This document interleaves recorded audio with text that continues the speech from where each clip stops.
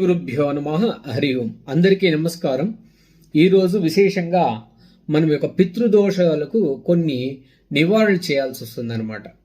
చాలా మందికి కూడా చేసుకోలేరు, కొంతమంది చేసుకోగలుగుతారనమాట.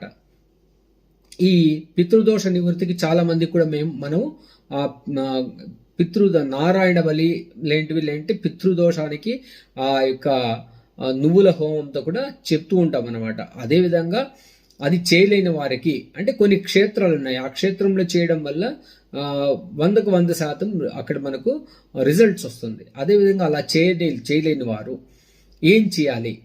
పితృదోషం ఉన్నవారు అంటే రాత్రి భోజనం చేసిన తర్వాత రాత్రిపూట మన పాత్రలో కొద్దిగా మిగిలి ఉంటుంది అనమాట. గోధుమ రొట్టె కానీ లేదంటే అన్నం కానీ మిగిలి ఉంటుంది అనమాట. ఈ అన్నము తీసుకుని తెల్లవారి నిద్రలో ఇచ్చి కొద్దిగా ఫ్రెష్ అప్ అయ్యి స్నానాదులు చేసుకుని దాన్ని తీసుకెళ్ళి కాకులకు ఇది పెడుతూ రావాలన్నమాట. ఇట్లా రోజు పెట్టడం వల్ల ఏమవుతుందంటే ఆ పితృదోష నివృత్తి అవుతుంది. ఆ దుర్మరణాలైన దోషాలు, మన వంశంలో వచ్చినటువంటి దోషాలు కూడా నివృత్తి అవుతుంది.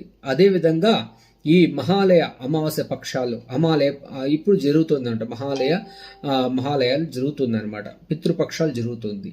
ఈ పితృపక్షంలో కూడా ఇట్లాంటి కార్యక్రమాలు చేయడం, లేదంటే వాళ్లకు స్వయం పాకం అంటాం అనమాట. వాళ్లకు కూరగాయలు, తర్వాత ఆకుకూరలు, తర్వాత మీకు తగినటువంటి వాళ్లకు ఒక పూటకు భోజనానికి కావాల్సినటువంటి ఒక బ్రాహ్మణుడికి ఒక దానంగా దక్షిణ తాంబూలాలతో ఇవ్వడం చాలా మంచిది. అదేవిధంగా ఇంకా కొద్దిగా మనకు అనుకూలం ఉంది, దీన్ని చేసుకోవచ్చు, పితృదోషం ఉంది అని తెలియస్తే ఇంకొక వీడియోలో కూడా ఎక్స్ప్లెయిన్ చేస్తాను దీని విషయాన్ని. దాన్ని కూడా ఫాలో అవ్వండి. దీన్ని కొంతమంది మీరు లైక్ చేశారనుకోండి, చాలా మందికి స్ప్రెడ్ అవుతుంది. ఇది ఖర్చు మనకు కూడా అందరూ బాగుండాలి కదా. మన స్లోగనే సర్వే జనా సుఖినో భవంతు సన్మంగళాని భవంతు అనేది కదా. అందరికీ చేయండి. సంతోషం.